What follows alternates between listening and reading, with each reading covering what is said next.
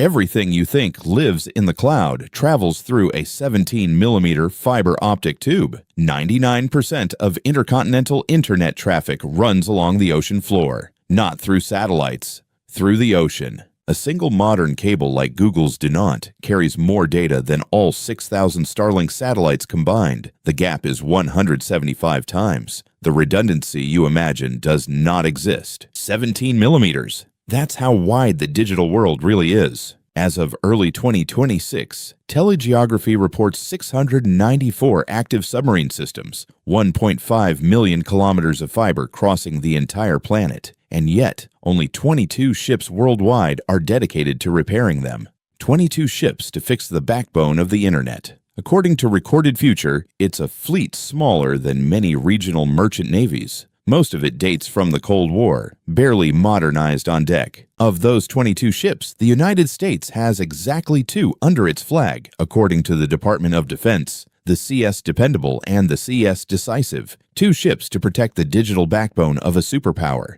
Each year, according to the International Cable Protection Committee, between 150 and 200 submarine cable cuts occur worldwide. 70% are human accidents, anchors, and fishing gear. The other 30% is the part no one wants to name. Geography has chokepoints. According to the Telegeography 2026 map, Bab el-Mandeb in the Red Sea, the Bashi Channel between Taiwan and the Philippines, the Gulf of Finland, the Strait of Malacca. At those narrow passes, severing 3 cables is the same as severing a continent.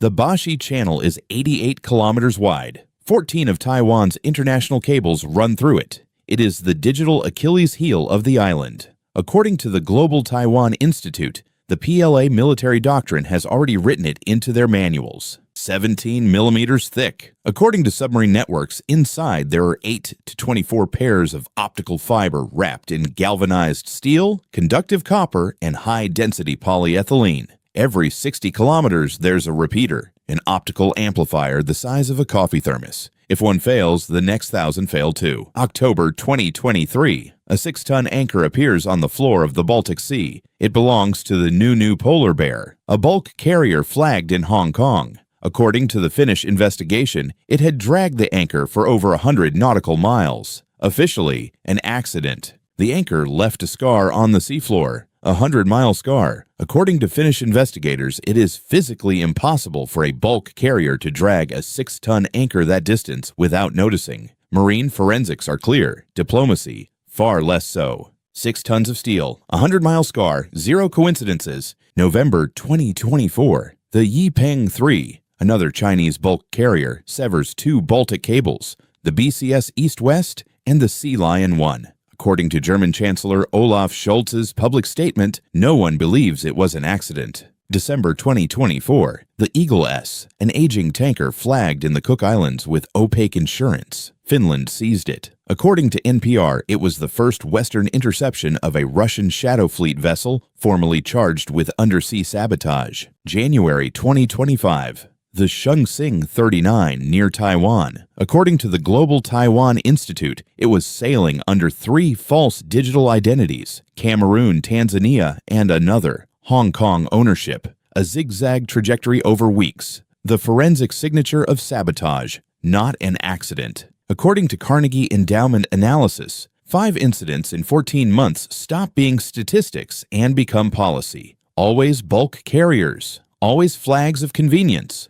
always strategic routes. Coincidence no longer fits inside the margin of error. According to the UK government, there is a Russian fleet that does not report to the Navy Ministry. It reports directly to the Ministry of Defense. Its name is GUGI, the main directorate of deep-sea research. 50 vessels, a budget outside the Navy. Its flagship is called Yantar. April 2026. According to the UK government's official statement, the British Defence Secretary declassified satellite imagery of the Yantar departing the Olenia naval base with a nuclear attack submarine in tow. London names the operation. For the first time in a decade, the West puts on the table what everyone already knew. Beneath its hull, nuclear submarines that walk the seafloor. Taiwan depends on 14 international cables. according to testimony by former legislator Jason Hsu before the U.S.-China Economic and Security Review Commission. Severing 3 clusters near the Bashi Channel is enough to cut Taiwan's bandwidth by 99% without firing a missile. February 2023. According to the Global Taiwan Institute, 2 cables to the Matsu Islands were cut. 13,000 Taiwanese spent 50 days on microwave backup internet at 2.2 gigabits per second against the normal 8 to 9 gigabits. It was an involuntary rehearsal of digital siege. February 2024. Red Sea. According to Kentik, 3 cables are severed by the anchor of the Rubimar, a vessel sunk by the Houthis. 25% of traffic between Europe and Asia is rerouted. The AAE-1 cable stayed dead for 5 months. 5 months is a digital eternity. But the weapon is not only the anchor, it's also bureaucracy. According to Submarine Networks, Chinese permits to repair submarine cables went from 10 days to 4 months.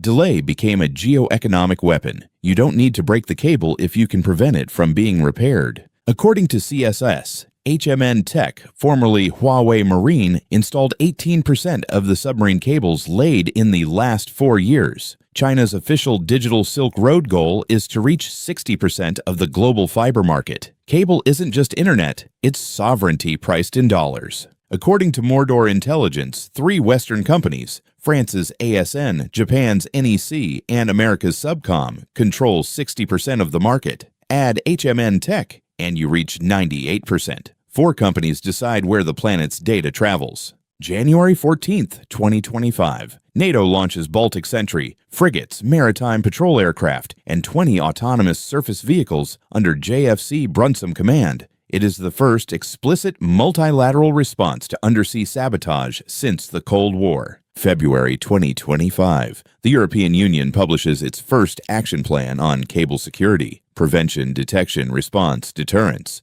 4 words no one had signed together in 30 years. NATO also opens the Maritime Center for the Security of Critical Underwater Infrastructure, headquartered at Markham, Northwood. For the first time, there is a mailing address where ownership of the problem lives, but the address does not repair cables. Ships do. 22 ships for 1.5 million kilometers. 10 simultaneous cuts would be enough to saturate the fleet. The question Silicon Valley does not want to ask: how many ships does it take for digital infrastructure to stop being a hypothesis? The cloud isn't in the sky, it's underwater. And the digital sovereignty of the 21st century is not decided in Silicon Valley. It's decided on the ocean floor, where there are still more anchors than watchers.